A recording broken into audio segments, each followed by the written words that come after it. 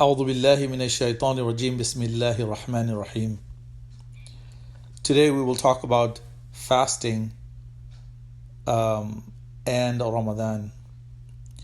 Let's begin our discussion with Psalm, fast. The linguistic meaning of Psalm.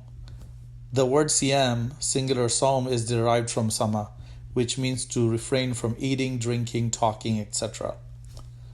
If an individual refrains from these things, he is in Saim. The noble Quran uses the word in the general sense when it revealed the conversation between angel and Mary, the mother of Jesus. The angel instructed her, فَكُلِي وَاشْرَبِي وَقَرِّي عَيْنًا فَإِمَّا تَرَئِنَّ مِنَ الْبَشَرِ أَحَدًا فَقُولِي إِنِّي نَذَرْتُ لِلرَّحْمَنِ صَوْمًا فَلَنْ أُكَلِّمَ الْيَوْمَ إِنْسِيًّا, which can be translated as, so eat and drink and be glad. And if you see any human being, say, verily I have vowed a fast unto the most gracious Allah, so I shall not speak to any human being this day.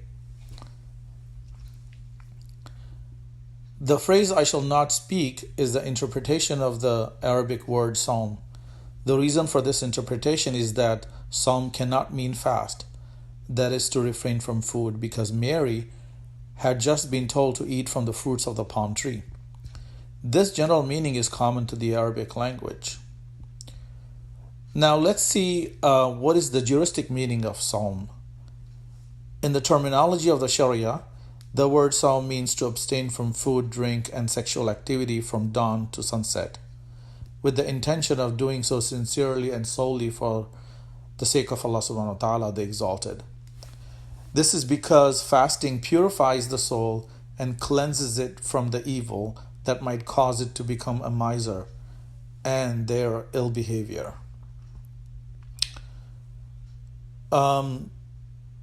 Next, let's move on to understand the linguistic and juristic meaning of Ramadan. The word Ramadan is called as such to indicate the heating sensation of the stomach as a result of hunger or thirst. Others have said that it is called as such because Ramadan scorches out the sins with good deeds as the sun burns the ground.